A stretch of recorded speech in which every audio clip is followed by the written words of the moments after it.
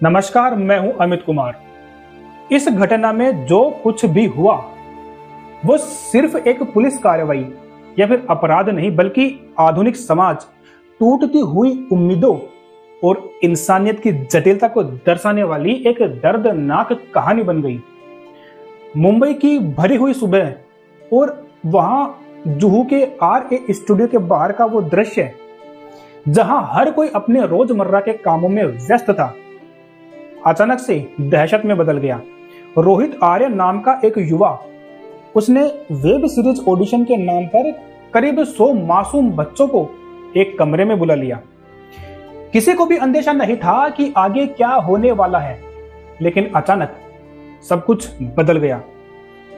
रोहित ने सभी बच्चों को बाहर जाने से मना कर दिया और खुद को भी उस कमरे के अंदर बंद कर लिया और पुलिस को यह चुनौती दे दी कि अगर उसकी बातें नहीं मानी गई तो कुछ भी हो सकता है। ऐसी घटनाओं का जिक्र अक्सर हम बॉलीवुड फिल्मों में या फिर थ्रिलर नॉवेल्स में देखते हैं, लेकिन इस बार सचमुच इंसान की सीमा तंग पड़ गई थी। पुलिस और कमांडोज की टीम तुरंत वहां पहुंची। पूरे इलाके में अफरा तफरी मच गई। वहां पर वो सब नेगोशिएशन कर रहे थे, लेकिन रोहित ने यह धमकी दे दी कि अगर उसे न्याय नहीं मिला, अगर उसकी बात नहीं मानी गई, उसकी बात नहीं सुनी गई, तो वो सबका अंत कर देगा या फिर खुद सुसाइड कर लेगा।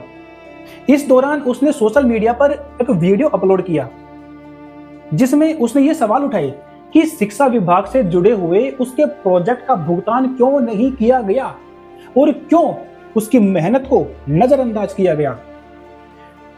उसके वीडियो से यह साफ झलक रहा था कि वो अंदर से कितना ज्यादा टूट चुका है। उसकी नाराजगी बहुत गहरी थी। पुलिस ने बातचीत जारी रखी, लेकिन स्थिति इतनी ज्यादा बिगड़ गई।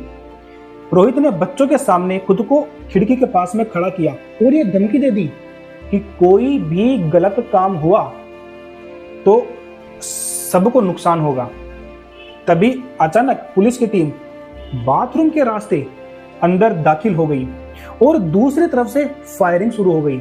जवाबी कार्रवाई में रोहित को गोली लग गई और वो गंभीर रूप से घायल हो गया। अस्पताल में इलाज के दौरान उसकी मौत हो गई। इस खबर के फैलते ही पूरे शहर में सनसनी मच गई।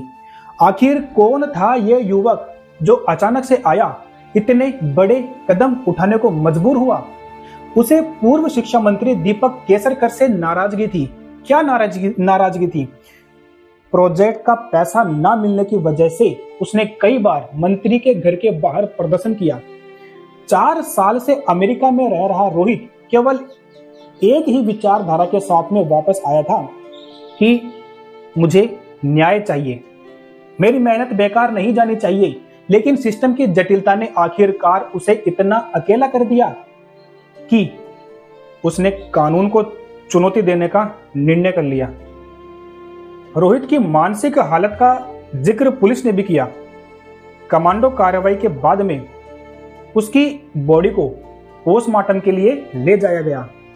गुस्सा, निराशा, इस सिस्टम की विफलता और इंसानी जज्बात की बागी कहानी इस केस से उभरती है। एक पढ़ा लिखा और अमीर परिवार का युवक सिस्टम से हार गया और इस हार ने न केवल खुद को बल्कि दर्जनों मासूम बच्चों को भी मौत के मुंह तक पहुंचा दिया था।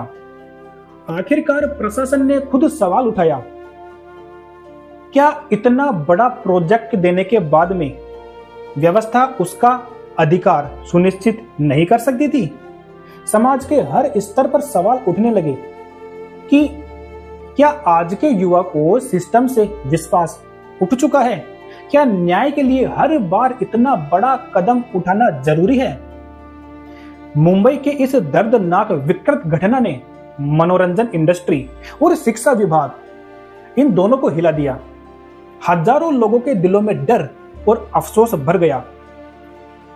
इस घटना ने समाज, सिस्टम और इंसान की हदें एक साथ दिखा दी। आज का युवा सिर्फ रोजगार ही नहीं बल्कि सम्मान भी चाहता है। खेल, कला और शिक्षा में काम करने वालों को उनका अधिकार मिलना चाहिए।